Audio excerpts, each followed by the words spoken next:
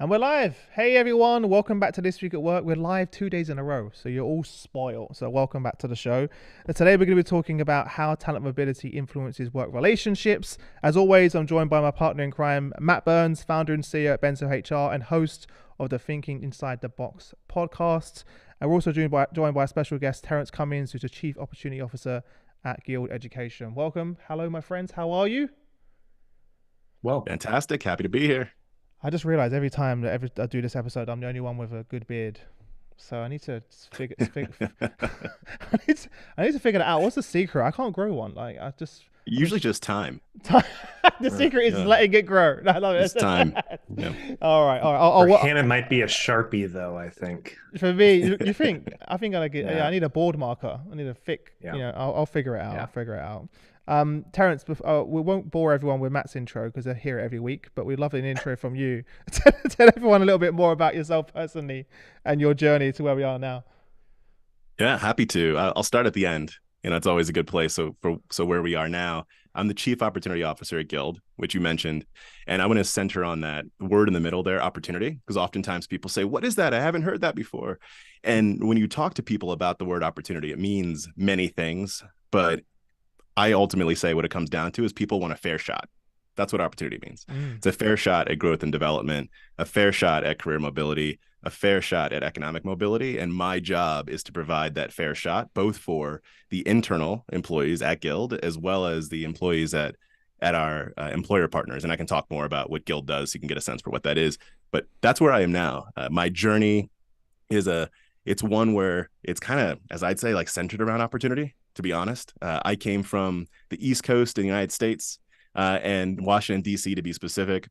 And I like to tell people that I was often born, I think, at the wrong time in the wrong place, right? DC at that time was the murder capital of the world, right? Which wasn't great. And so often if you're a black man, which I am, if you're listening to this and not seeing it, I'm a black man. If you're born in a place like that, your story often kind of tells itself. Mm. And so I had a few serendipitous moments in my life that helped me to go from that place to where I am today. A couple of those were living with my aunt, who was my first coach. Coaching's very important to me. We can talk about that a little bit later. And so my aunt asked me a bunch of questions, helped me to develop, figure out how do you survive in this world as a black man. I had a fantastic boss at one point by the name of Jim Collins. He wrote a couple books, Good to Great, Built to Last. And he opened the veil for me to say, like, what is possible and how can I help to give you a fair shot? And so skip a few years. I've worked at a few startups, joined Guild about 6 years ago. I was employee 30 to 40. We were still small. We're a lot larger now. And so I've held a few roles at Guild, and I'm excited to be able to do what I do today. Wow, love that, love that. Like, of all things, thought you were going to say to the answer of what is the role of Yeah. a chief opportunity officer. That was an incredible answer and insight. Do you feel like without that background that you had, I know you mentioned it was hard, and I come from a similar background, growing up in London, in the area where it was the highest crime rate, where you didn't really want to Yeah. go out. Do you feel like Yeah. that helped shape the man you are today and the work that you do? Oh, absolutely. Because it helps me to understand it more thoroughly. It's not necessary to have that background, but I believe that it is necessary and beneficial to say, well, like if you go back to that phrase fair shot, Mm, what does it mean to not have a fair shot? And if you exactly. don't fully internalize that, Yeah. it's hard to understand the diverse set of audiences that we serve at Guild. Yeah. No, I love that, and that's something I can definitely relate to, and something that a lot of my friends, family growing up, that during conversation it would come up that we don't have a fair shot, that it's tougher, and Yeah. even and as a white male, I obviously it isn't even as impactful as my black friends that I grew up with. Yeah. There's another level of, Yeah. I'm sure you can relate to, as well, and I love that how that's informed the work that you do, and the role that you've now in seems pretty fitting, given the Yeah. journey. It's like Yeah. it's meant to And be. it is in a lot of ways. And to your point, I mentioned the word diverse and diverse set of audiences. But it's not just about ethnic diversity, Of right? course. There's socioeconomic diversity. There's what types of role you have. Right? At Guild, we support individuals that are working in the plumbing aisle at Lowe's and that are Hmm. housekeepers at Disney, right? That are general managers at Chipotle. And then we also support folks that work at organizations that are more quote unquote white collar, right? And so it's really diverse, and you can not have that fair shot from a number of different angles. Yeah. No, I love that. I think it's a great place to start. Matt, I know you've been dying to jump in there, Matt. Where do you want to kick things off, Matt? I'm going to let you steer us today. Where do you want to go with this? Ugh, that's always a bad idea. I apologize in advance, Terrence. Well, I mean, I think we've been trying to get this article of the week thing off the ground, Chris. So that's a good place to start. We had a really cool conversation off air regarding how to work on challenging work relationships. And we'll include the details of the Forbes article in the comments of the podcast. People can also engage in the content. But I think right now, Chris, I mean, let's be honest. Work has never been more challenging to manage relationships. We had the pandemic. We've had a very politicized cultural situation. There's a whole bunch of aforementioned socioeconomic considerations that come into play. And a portion of your workforce is now off-site, working remote, working hybrid. And yes, that always existed before, but it's a larger percentage than before. And in an era right now, Chris, where more and more people are calling for this return back into the workplace, it's becoming more difficult for managers to balance all those different needs of the individual needs of the employees, the individual needs of themselves, but also the broader societal, customer, and of course the organizational needs. So I think for me, Chris, this was a cool conversation. I'd love to get Terrence's feedback on this. I mean, Terrence, you're obviously working with a really diverse team, a diverse customer base. You know, how do you look at work relationships now in 2023 as opposed to perhaps 3 years ago? And what are some things you've learned along the way to get to this point? Yeah. In some ways, it's not fundamentally different, and in many ways it is, right? The reason I say that is because what the pandemic did specifically is it accelerated a number of things that were already happening, and it also changed some mindsets. And so I'll kind of talk about both of those. One thing that's already happening is going back to the concept of diversity, right?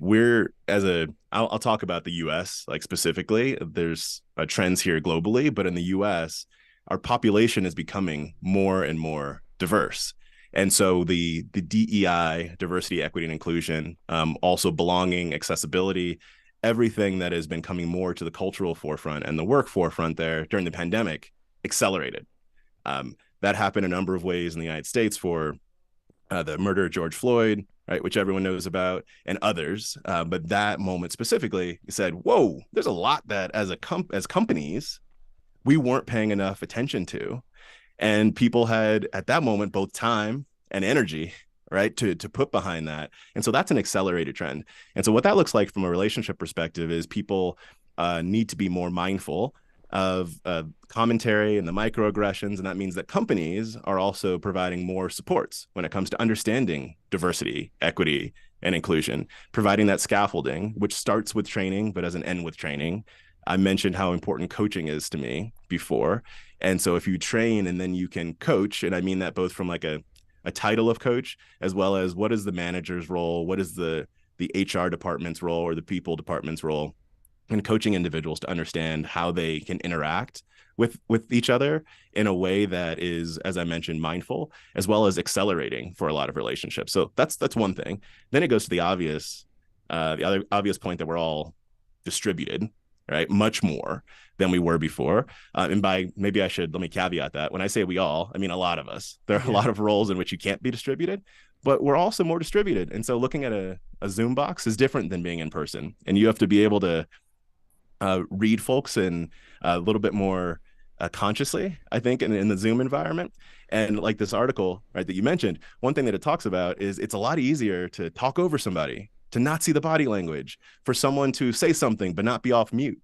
And so some of those small things that have to be done now for relationships is, oh, hey, Sally, I saw you were trying to say something, but you were on mute. Like, let's pause the conversation and go back.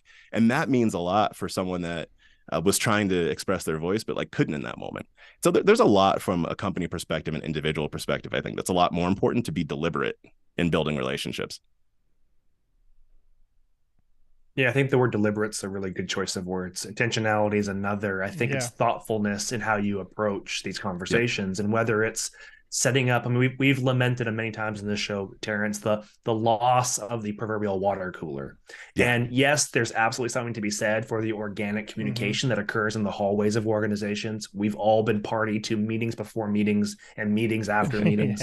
Yep. So we've all been there. And I think in a lot of cases, that's been kind of an excuse that some leaders have used and organizations have used to get away from intentionality of communication, whether that be the delegation of responsibilities, coaching and mentorship.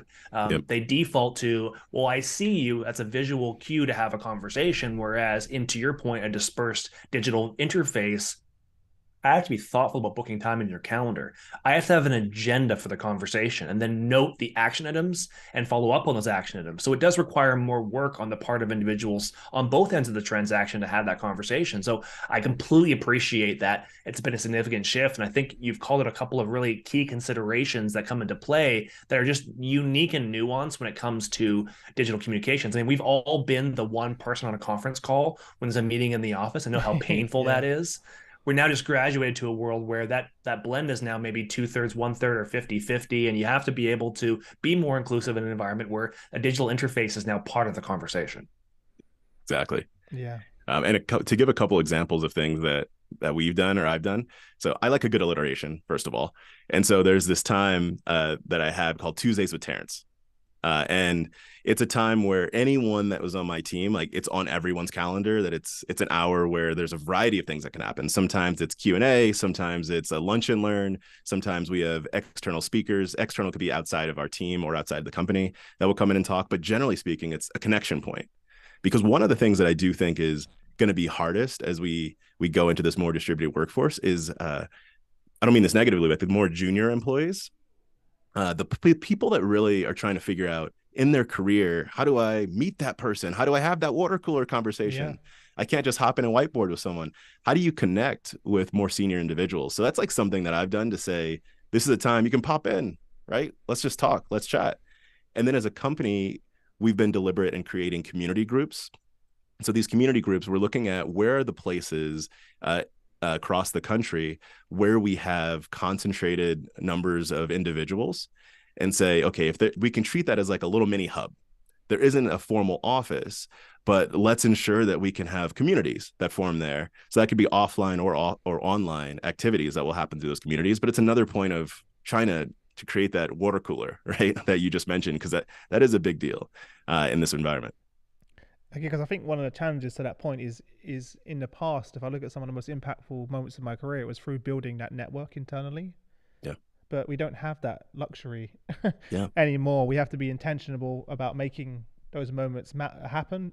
Like you just mentioned, you have the opportunity for your team to jump on that call, and I'm sure it goes in a million different directions, right? Depending on what's top of mind. But if you don't intentionally schedule that in the calendar, it's just not going to happen. Exactly. Especially as you said, and if you're new in the organization, or it's your first role, then it becomes really hard.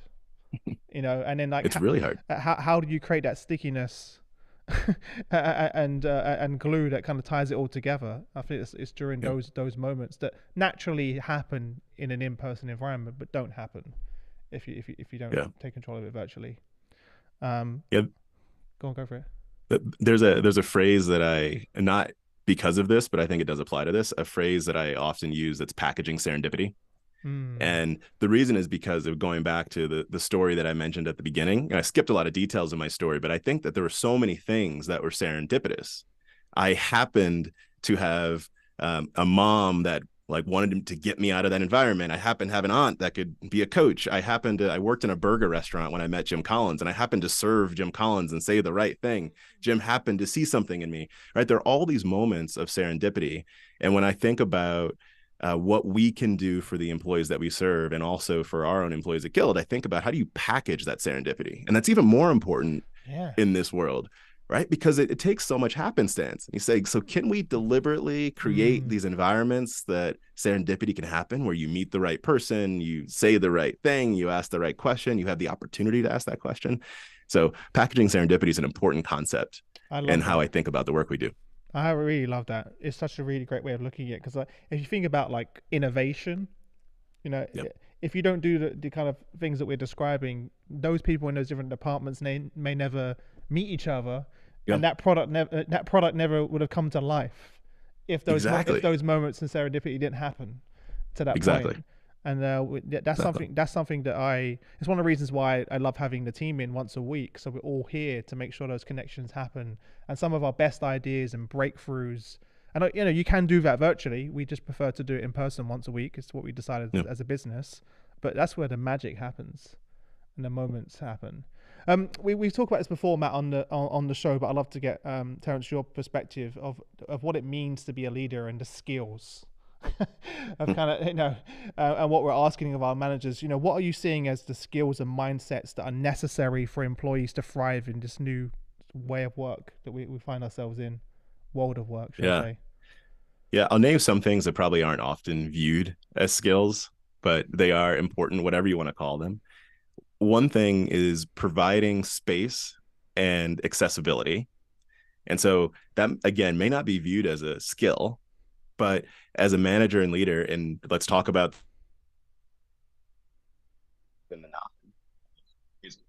I've lost your audio, Terrence. It's all right. Is that better? There, you're back. Yeah. Okay. Sorry, I'm not sure what happened. So when you're in the room, who's talking? Who's not talking? What are the voices being heard? What are the voices not being heard? Right. And so providing that the forum and the access, right, and ensuring that everyone has their voice heard. That's one. I think that's incredibly important and becoming more important in a space like this. Another is going back to coaching. There are certain skills of coaching that are important. And I don't believe that a manager is the coach. So a lot of times that phrase will be put out there, but I think a manager has other responsibilities. Like a coach is a non-directive role.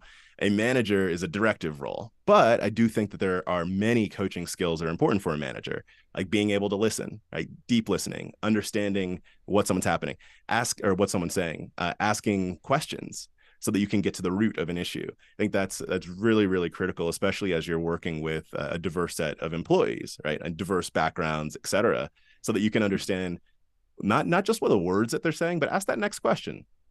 Where's it coming from? Why are they saying it? What's their intention?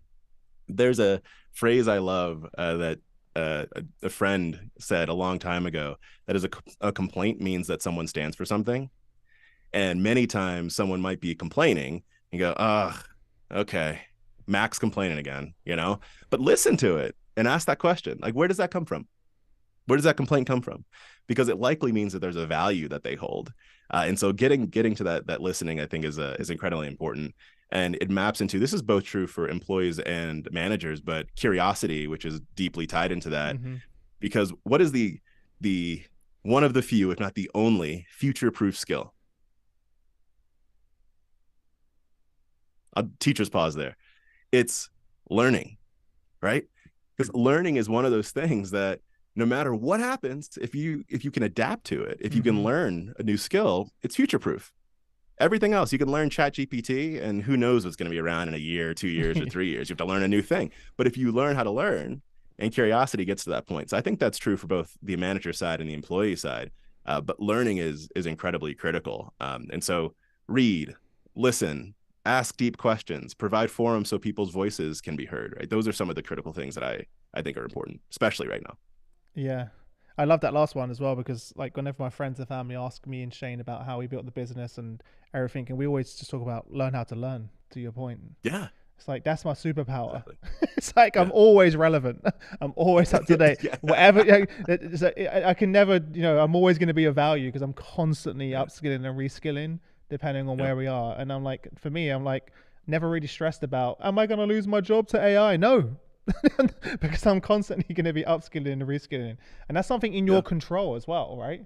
No one can take that from you, and we all have access, or majority of us. I don't say all. Depend. I'm saying if you have access to the internet, which is crazy how a huge part of the population still doesn't. We kind of forget that sometimes, as well. But Matt, do you want to add anything to those points? Great points, by the way.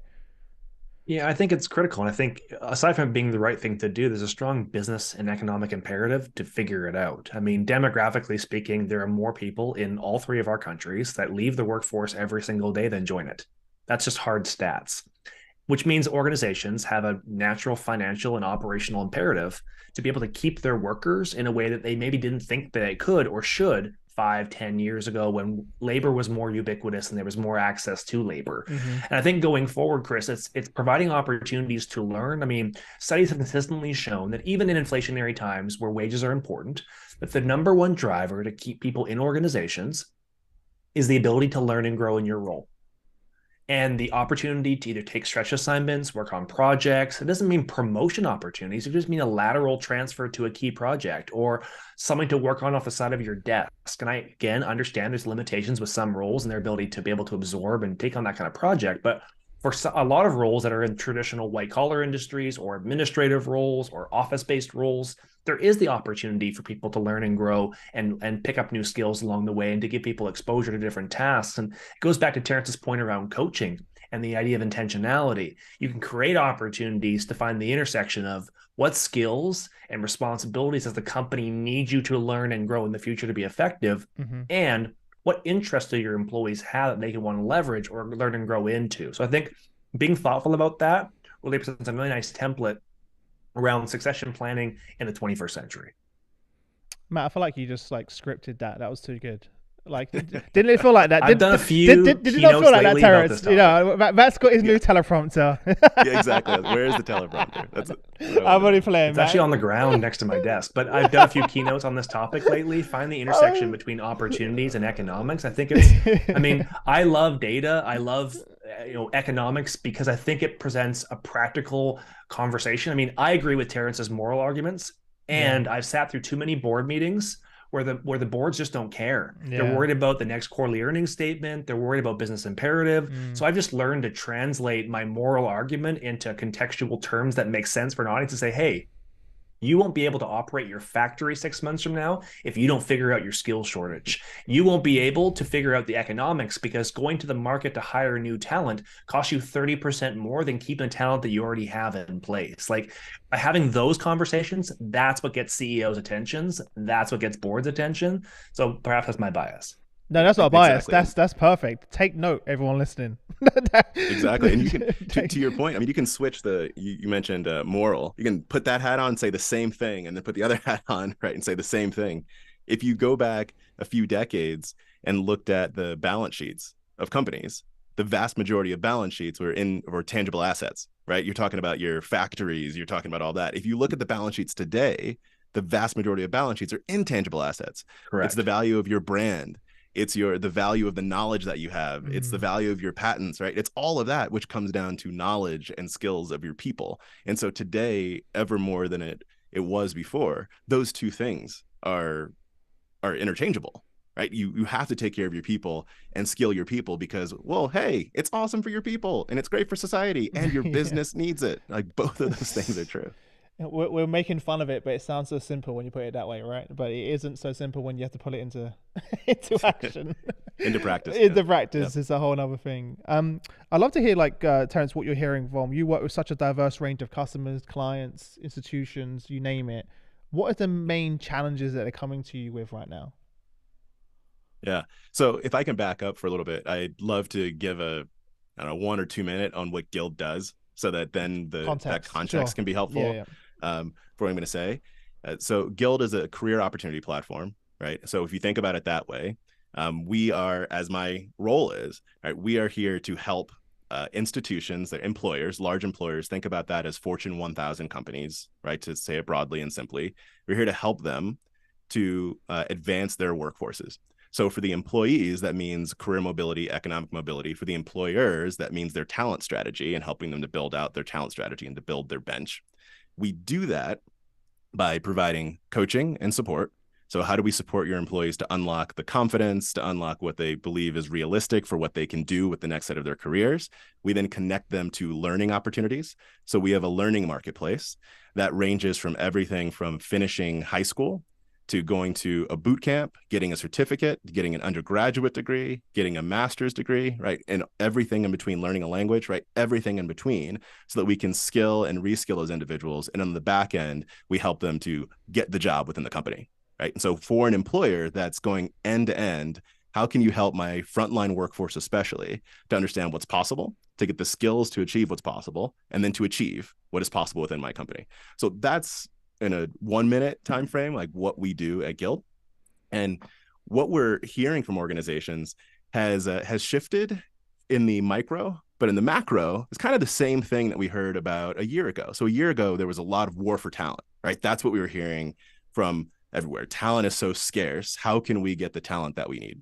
Today, it's a bit different in the way that it's talked about, but it still requires the same types of activities. So what that means is you still need skilling and reskilling, but it's more about how do I move people from inside my organization rather than how do I find people outside of my organization. But it's the same thing.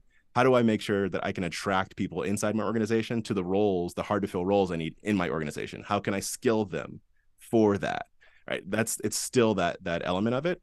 And retention is also still a big component for individuals. For companies.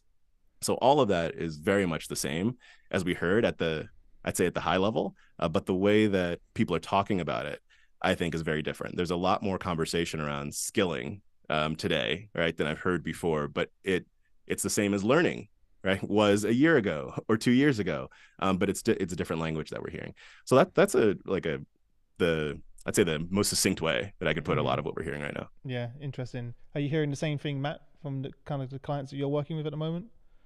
Yeah, it's a lot of how do we leverage the existing intellectual property and talent we have in the four walls of the organization. I think Terrence said it really well. I think, to my earlier point, it's about how do you maximize that asset value. And I don't want to distill employees' values down to assets, but when we're looking at these questions across populations of hundreds, thousands, and millions of people, you have to think about where the opportunity cost is.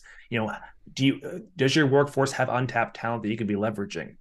Can you incentivize people to learn and grow those skills? And then ultimately, can you create an environment so that as they do learn and grow those skills, they want to stick around and leverage them inside your organization? So I think all those things come into play as we have this conversation. It's important to give them access to learning and tools, but if they don't want to be there, then they're going to use you as a launching pad to something better. So it's creating all that system where you show the investment in the employee so they ultimately show the investment back in yourself. Mm-hmm. What about the role of technology? We speak about skills. We're seeing a lot of companies deploy talent marketplaces right now. I'd love to hear both of your thoughts on that intersection of skills, human collaboration, technology, all together, and really kind of moving from us driving it to really empowering our employees to drive it themselves and take charge of their own career. Because we're all in my days, like I'm old, I'm not old. In my days, you kind of sitting back waiting to be tapped on the shoulder, right? For that next position, and you only had one way, which was up. It wasn't now where you're moving laterally, and kind of moving from being as a manager, being a talent hoarder, to someone who, as your role as a leader, is to develop that person and move into throughout the organization. It's kind of changed dramatically. As well. So I'd love to hear your thoughts, Terrence. You want to kick us off? Yeah. So technology plays. Let me make the platitude here. Technology is important. That's the platitude. So to get into it in more detail, technology enables scale, right? Is like one ultimate thing, and it also is becoming. If we get into generative AI, right? Things like Chat GPT that are all the rage these days. There's a big question mark as to what role it's ultimately going to play, but it's going to play a role. And if you read the Wall Street Journal a couple days ago, had an article that was talking about how ChatGPT is more likely to supplant knowledge workers than it is what typically has been talked about when it comes down to automation, which are more the blue collar workers, and more so even that I'd say lower level, right, entry level of knowledge worker. Because basically what it can do is take a lot of information and make it sound like a human. Right. And then it can generate some additional knowledge on top of that. So what that's going to mean for employers is that they can then say some of the more, I'd say, like non-human type of tasks or non-human needed tasks are going to be taken care of. Yeah. And the things that humans are going to be best at, so that could be anything from nuance to judgment to the most important is relationship building, right, is going to rely on humans. So what you can do with like a talent marketplace is you can provide scale for more access to what kind of jobs we have like inside of our own company. That technology can handle. What technology can't handle is, do the individuals in my company have a good sense for where they fit and why, and confidence that they can get there and understanding how they can get there. Technology can provide the information easily, but it can't provide the nudge. And what I mean by that is Sally, you can do it. Like that is a human level element. And so that's where things like coaching come into play. That's where things like what your people department can provide come into play. I think that's where the intersection starts to lie, is you can provide the information via technology, but things like coaching and human intervention are going to make people believe that they can do it and show them they can do it and give them the space to be able to do it. So that's a short-ish answer. I'd love to hear what you have to say, Matt. Yeah, no, I think it's well said. I think the intersection is a unique space. I think aside from all the aforementioned conversations around empathy and having that deep understanding of your employees and your team members and what they truly need, I think that's a really critical piece. On the technology side, I tend to think of technology as a force multiplier and a delivery mechanism.